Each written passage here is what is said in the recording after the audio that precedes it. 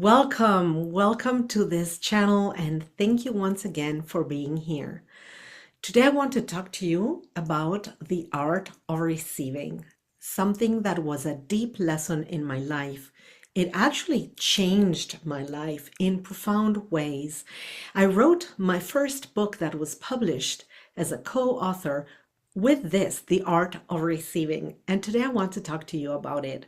But first, thank you. Thank you for being here once again. Thank you for stopping here and watching. Thank you for allowing me to give while you receive, which is so on point with today's topic. Especially, I want to talk about the sacred art of receiving and why overgiving blocks your spiritual growth, blocks abundance, and blocks your well-being all around. This is something that we're not aware about in society. The fact of giving and receiving is something that we do and we be in it almost unconsciously. There are some of us that are natural givers. We love to give gifts. We love to do acts of service. We love to love. And we love to love up. And we just do that as part of who we are. And there's many of us who are honestly liking receiving. And sometimes we just want to receive and receive and receive. And we not always give back in the same way in which we receive. It is very common to not have an even scale on our receiving and giving ends.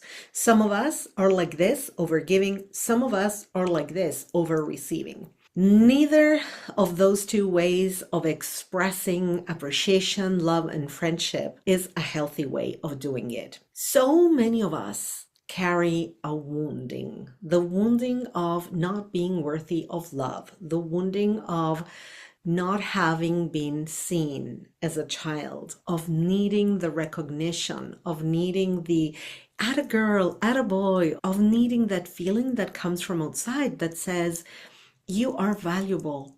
You are a valuable person on this planet. It is beautiful to have you here. It is beautiful to love you. We love you. We see you. You're unique. Thank you for being you. We so yearn for this type of energetic. Maybe people won't tell you that in all those words, but the energetic itself of showing us that we're appreciated, it is something that we may be very thirsty for, and that we are not even realizing that we're thirsty for that. And what that does is that we naturally tend to be always in service, be always giving of our time, giving objects, giving gifts, giving service, giving love. And we do that unconsciously as a token to receive those things that we give, as a token that opens up permission for ourselves to receive. But because that is a wound that we carry inside, oftentimes it is an uneven flow. We feel that we must give and give and give until we can give ourselves permission to receive. And we may not be even aware of how that is the case. But here's the caveat, that this type of energetic disharmony, this uneven scales of giving and receiving, takes a toll on us. And oftentimes it may result in heartache and also physically getting sick because we overdo it. We exhaust ourselves, and the exhausting of ourselves leads to disharmony that leads to illness. Even as going as far as getting sick, the act of overgiving is a drain on our life energy and our life force. It weakens our connection to our soul, and it blocks the flow of abundance in our lives because we are not capable of receiving. And abundance is a flow of love from the universe. And when I say abundance, I don't necessarily mean just money, I mean abundance of love, abundance of friendship, abundance of joy, abundance of health, abundance of well-being, abundance of projects, and yes, also abundance in the form of money. Absolutely. And when we are not open to receiving, when we are in a pattern of overgiving, we don't open the door for all that beauty and that abundant overflow of the life force that naturally wants to fill our cup to come into our lives. Overgiving is not just a result of the unworthiness feelings we may have or the fact that we have not been seen. There could be many other traumatic responses that have created strategies in us of overgiving to survive. It could have been a technique that has served us well to survive and to be able to receive that little that we needed to stay alive, to receive food, to receive love, to receive a roof on our heads. Trust me when I tell you that there is a link between our acts of overgiving and past conditioning. As I was saying, past conditioning that we learned as a response of trauma. And when we say trauma, we mean anything that was present in our lives growing up that wasn't supportive of us as young children feeling safe at home and feeling safe that we would be taken care of and that we would receive the basics that are needed for survival on earth, not just a roof over our heads and food, but also the emotional nourishment that is necessary for any human being to thrive.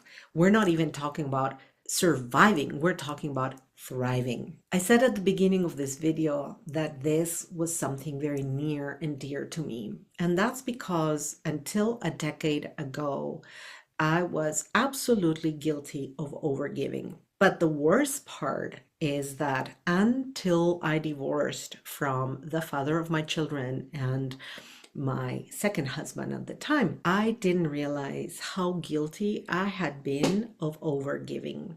I hadn't realized and I was unaware of how draining my relationship with this man was. There was a profound pattern of narcissism going on his end, but I was codependent to that narcissism. And I was seeking to be loved back. And what I was doing is I was overgiving at all levels of my being.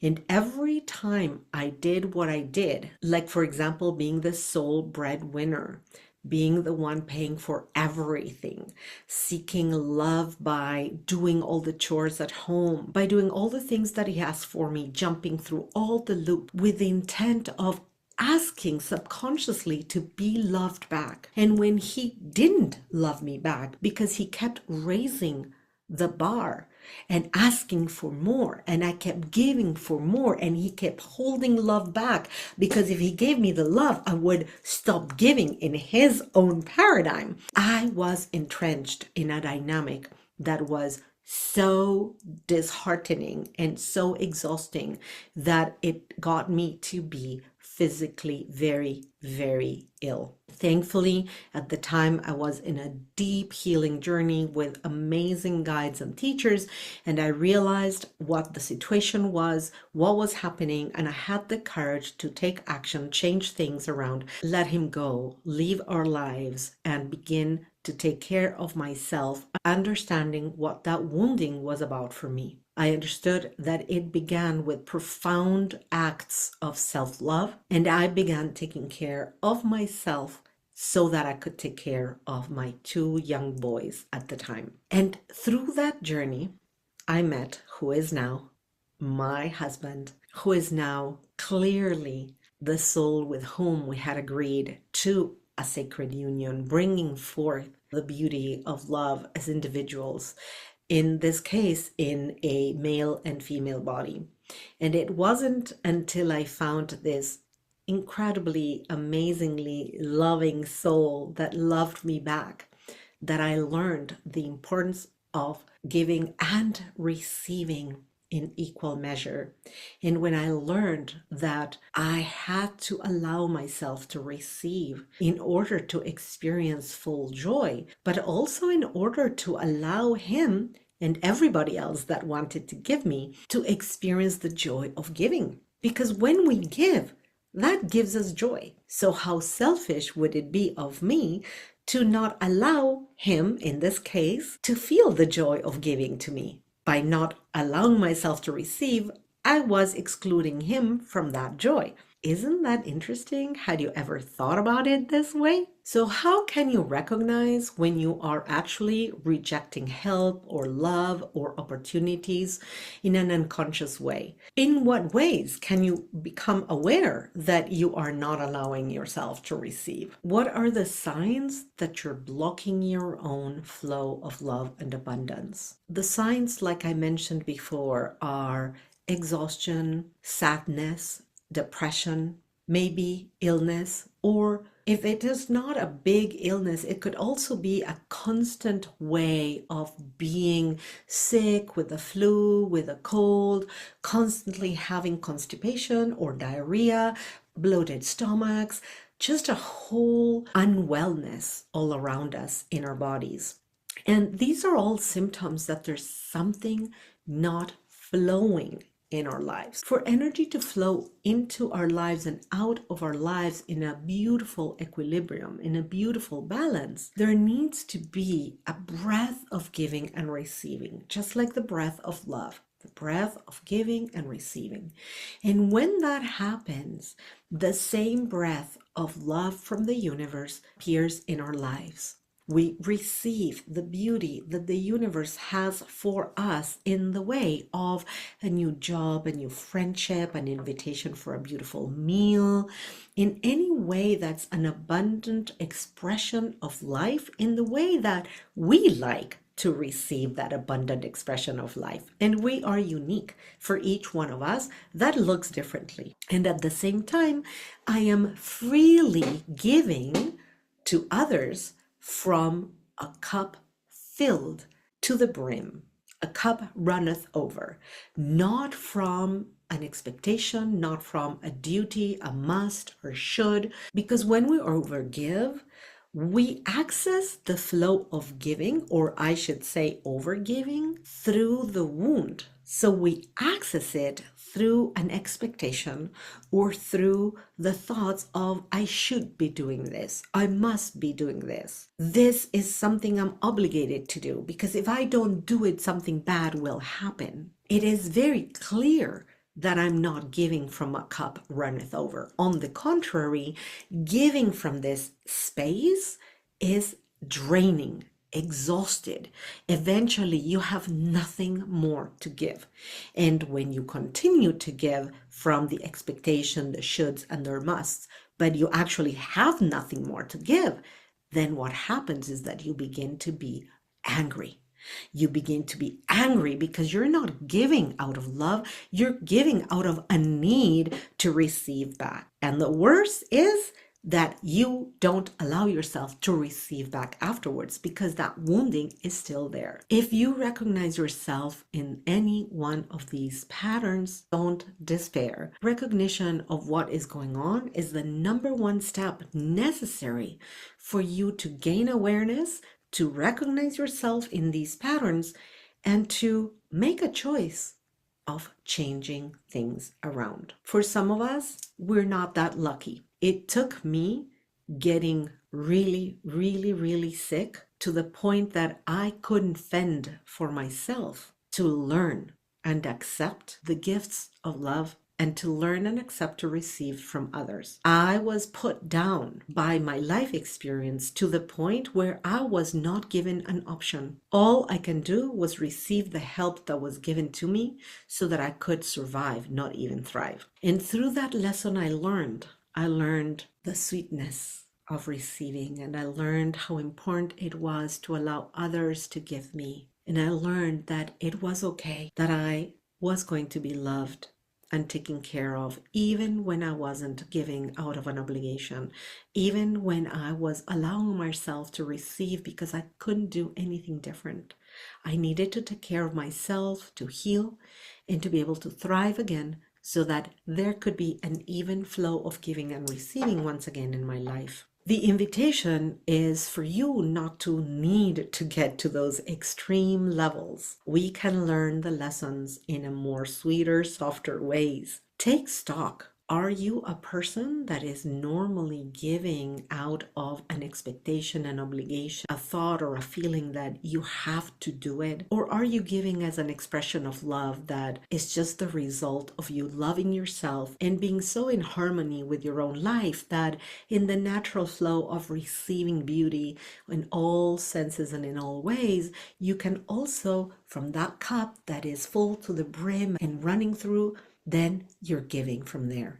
And that is a space from which you give, and it's inexhaustible. On the contrary, it just fills your cup even more, and you can keep giving from that space. So recognizing where is that source of giving in your life is very important. If you discover that you're giving from a cup runneth over, yay, keep doing that. You are exactly in the right place of your life, and rejoice and give gratitude for all the things that you can receive back. And if you are not, if you recognize that you are actually resisting the receiving, if in some way you're rejecting the love and the gifts and the acts of service of others, then tune into what needs to happen. Where is that belief that you're not worthy of receiving that love expressed in whatever ways life is expressing it to you? This is also an expression that happens in our bodies. When we are not grounded, when we are not fully experiencing life in our bodies, we also struggling with receiving, because receiving is an energy that flows through us. And for all energy to be able to flow freely, we must be grounded so that the energy comes and flows onto the earth and then comes back up and keeps flowing. And at the same time, it comes from the earth, it flows through our bodies, out from our crown and out from us. And in that energy that we allow to flow through our bodies, we are also informing all of humanity. We're giving information for the collective unconscious to feed into this healing aspect of giving and receiving.